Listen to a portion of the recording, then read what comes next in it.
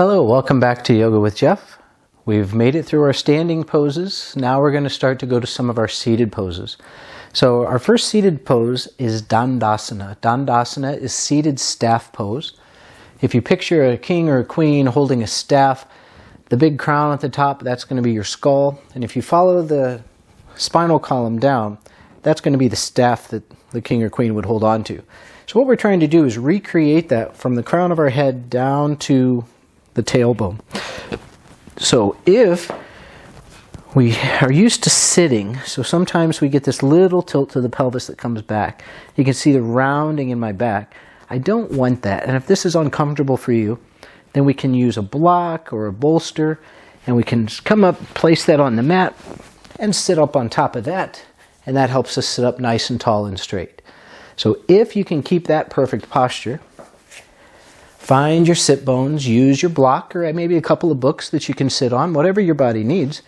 We want to try to untuck the tailbone, find a natural arch of our lower back and sit up nice and tall.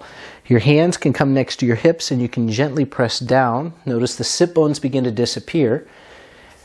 That's going to help us keep that natural arch of our lower back.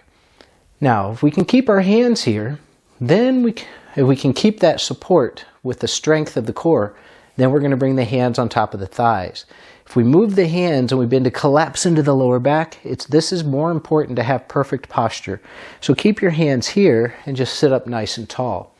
So hands either here or here, lower back's gathered in, the tailbone is trying to untuck, and I feel my heels stretching away and the toes pulling back. The legs are really strong and engaged. Kneecaps are trying to press down into the mat, but don't let your heels come up. Keep the heels down on the mat.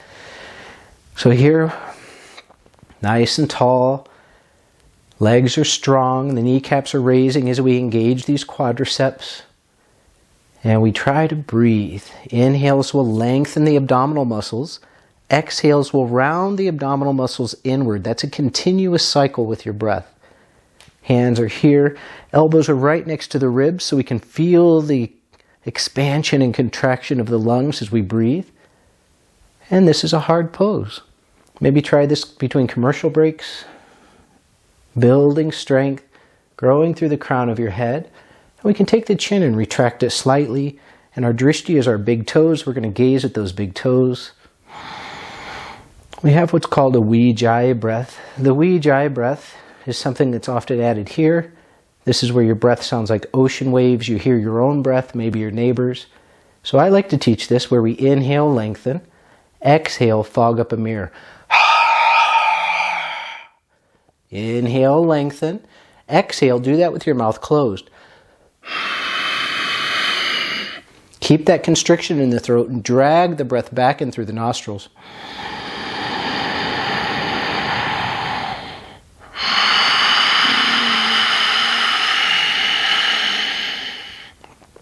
Legs are strong, kneecaps pressing down, quadriceps engaged, toes pulled back. Perfect posture, hands here or here. Inhales lengthen, exhales round in, chin retracted, gazing at those toes. And you're welcome to hold this for 5 or 10 breaths, whatever is comfortable for you. You can always come out of this at any time. And you're welcome to breathe normally. You don't have to add your Ujjayi breath if you don't want to. Just something to strive towards if you want to play with it. When we start to get into some of the flows, one day we'll be able to go through our entire practice maintaining that Ujjayi breath.